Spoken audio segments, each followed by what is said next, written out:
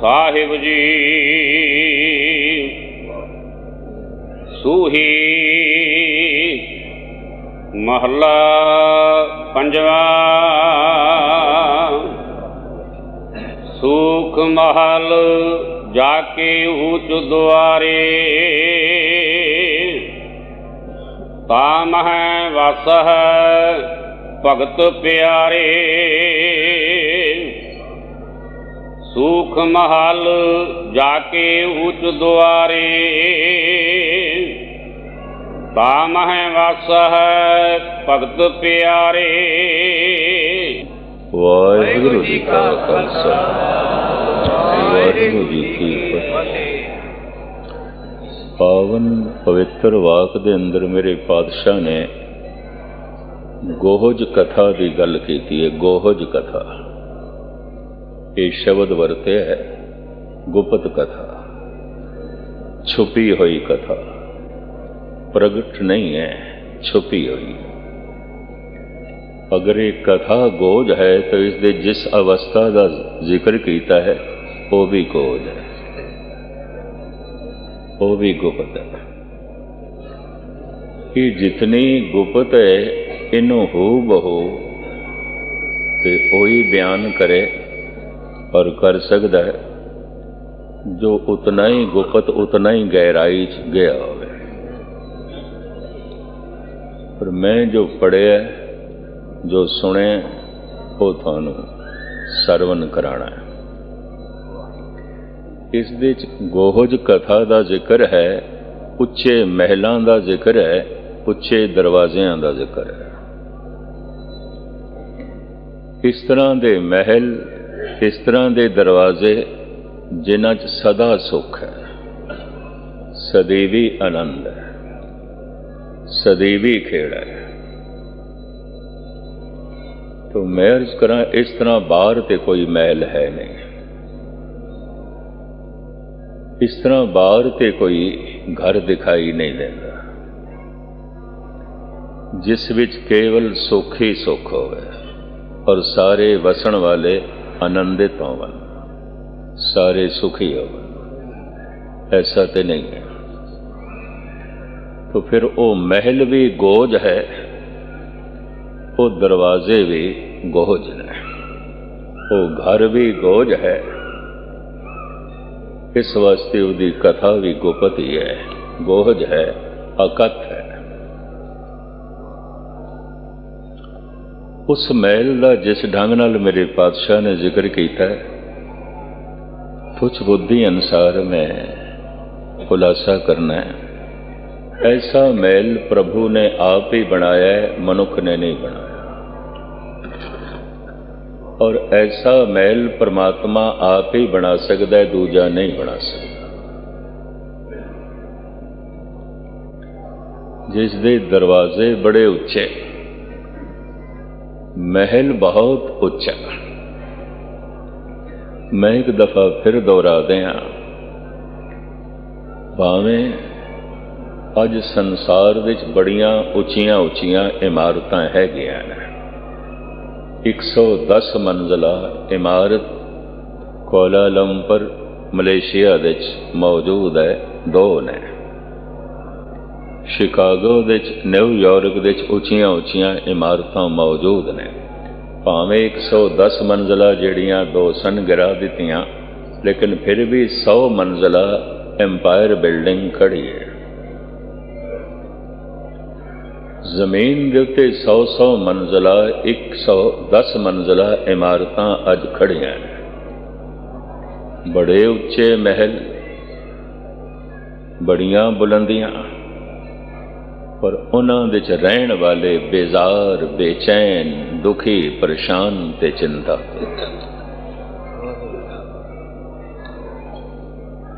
इस तरह के महल का जिक्र नहीं है। इस तरह के दरवाज़ियां दे भी जिक्र नहीं है। छोटी जी एक गाथा तो इस शब्द के विचार नूं मैं अगे तोरां।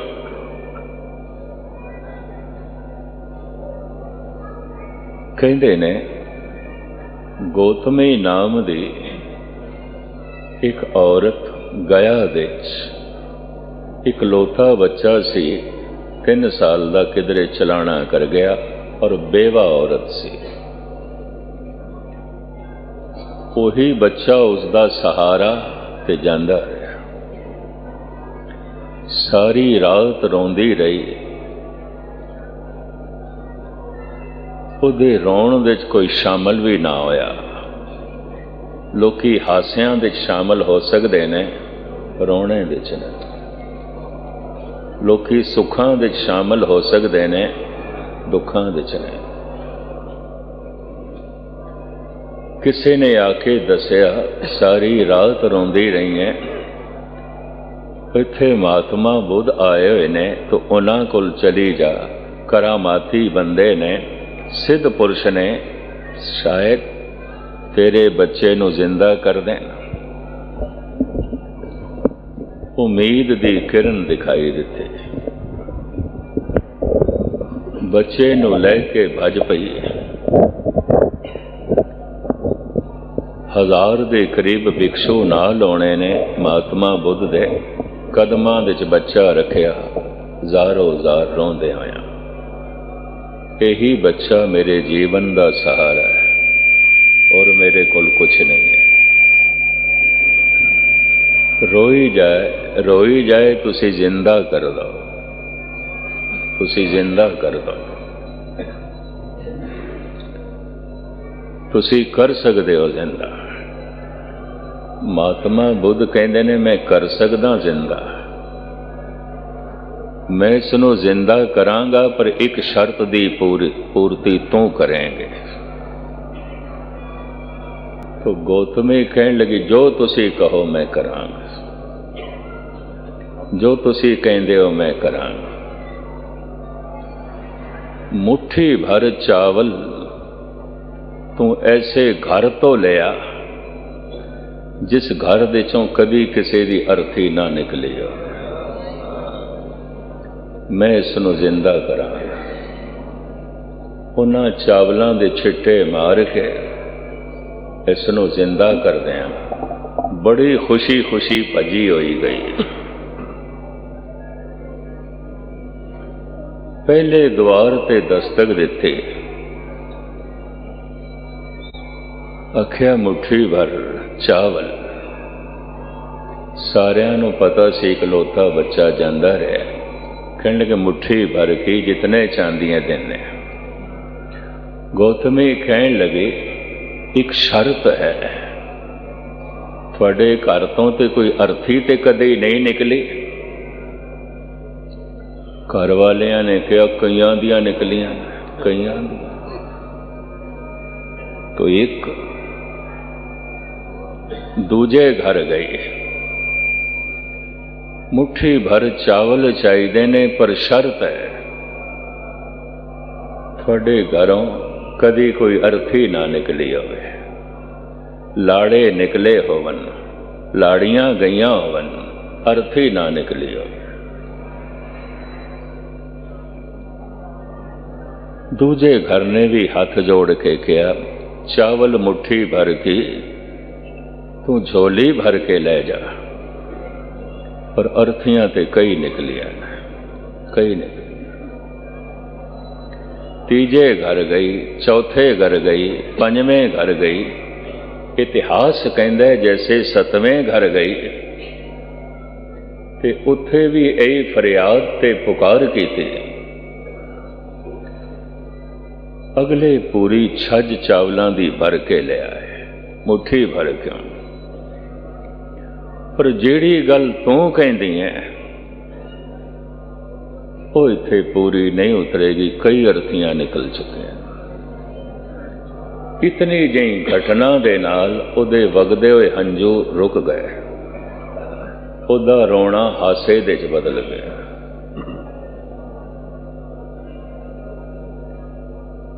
कह उठी मैं ते ये समझिया सी मेरे घरों मेरे बच्चे की अर्थी निकली है, ये तो घर घर दे चों अर्थी निकली है। इहदा रोना हासे च बदल गया। इहदा दुख ज्ञान दे च बदल गया। आप दी ज्ञात लई अर्ज करां, ब्रह्म ज्ञान दुख दी चोट नाल मिलदा है, उंज नहीं मिलदा, नहीं मिलदा। इस चक्कर च ना पैना। ब्रह्म दा ज्ञान, परमात्मा दा ज्ञान, ये परमात्मा दे चिंतन नाल नहीं मिलेगा। ये भी मैं अर्ज कर दें, क्योंकि गहराई दे चिंतन भी वही करेगा जिन्हें कोई दुख दी चोट खाधी है, या ते स्वयं दुख दी चोट खाधी होवे, या जख्मी दुखां दे मारे हुए जगत दे लोग दिखाई देते हो। इस तो पहले हिरदे दे द्वार नहीं खुलते, नहीं खुलते। वापस आई महात्मा बुद्ध कहने ले आई है चावल दे दाने। कहने लगी चावल दे दाने ते नहीं, वो ते कुछ भी नहीं, बड़ा कुछ लेके आई हैं, बड़ा कुछ लेके आई हैं। की लेके आई? जो तुसी समझाना चाहते सी मैं समझ गया, मैं समझ गया। जो तुसी दसना चाहते सी मैं समझ गया। जो तुसी मेरी झोली च पाना चाहते सी मैं समझ गई। तुसी मेरी झोली च ऐसा ज्ञान दा पुत्र पाया है, ना वो मरेगा ते ना मैनू मरण देवेगा, मैनू भी सदीवी जिंदगी देवेगा, आप भी सदीवी जीवेगा, ऐसा उसने कहा। तो ये गोज कथा है, ये पढ़न नाल नहीं आउंदी, चोट खाण नाल आउंदी। इसनूं उस्ताद ज़ौक इंज बयान करदा है, जख्म जब भी कोई ज़हनो दिल पे लगा, जद भी मेरे दिल ते कोई चोट लगी है, ते चोट ते दुख दी आउंदी है। जख्मी भी दुख ही करदा है। जख्म जब भी कोई ज़हनो दिल पे लगा, जिंदगी की तरफ एक दरीचा खुला, कोई नवा दरवाजा खुले, जीवन दे कोई नवे द्वार खुले ने जो बंद सन। उस बंद द्वार नूं उस दुख दी चोट ने खोलिया। जख्म जब भी कोई ज़हनो दिल पे लगा, मैं अर्ज करा कोई किसी दे समझाया नहीं समझदा, मेरा अपना तजर्बा है, हो सकता है गलत हो गए। किसी दे उपदेश नाल कोई नहीं ठीक होंदा, किसी दे अनुभव नाल कोई नहीं सीखदा, अपने ही अनुभव नाल सीखदा है। ते अपना अनुभव का दरवाज़ा उस दिन खुलता है जिस दिन कोई बहुत वड्डी चोट लगती है, उज नहीं खुलता। जख्म जब भी कोई ज़हनो दिल पे लगा, जिंदगी की तरफ एक दरीचा खुला, हम भी गोया किसी साज के तार हैं, चोट खाते रहे गुनगुनाते रहे। जरब ना पुचाओ ते तबले दिचों बोल नहीं निकलते। जरब ना पुचाओ, ना रबाब बोलती है ना सितार बोलती है। जे साज दे चों भी आवाज़ कढ़नी होवे ते चोट पुचानी पैंदी है। जीवन दे साज दे चों भी वाहिगुरू अंदरों उदों ही निकलता है जद किधरे बहुत गहरी चोट लगती है। उंज नहीं, उंज नहीं। जे उंज वाहिगुरू वाहिगुरू करते पे ने, ये बेसुरा वाजा वजा रहे हैं। बेसुरे सारे ही वजा सकते हैं। बेसुरा तबला वजाना होवे ना, दोवें हाथ खड़काई जाओ, एवें डब डब करी जाओ। पर ताल दे च वजाना है ते विद्या चाहिए, ज्ञान चाहिए। बेसुरी सितार कोई वजा सकता है, बेसुरा हारमोनियम कोई भी वजा सकता है। ये बेसुरे लोग वाहिगुरू वाहिगुरू करी जांदे, सारे ही कर सकते हैं, सब करते हैं। कदी कदाई किसी दे अंदरों वाहिगुरू निकलता है, सुर दे च निकलता है। और सुर दे च उदों निकलता है जद कदे चोट लगी आउंदी है गहरी।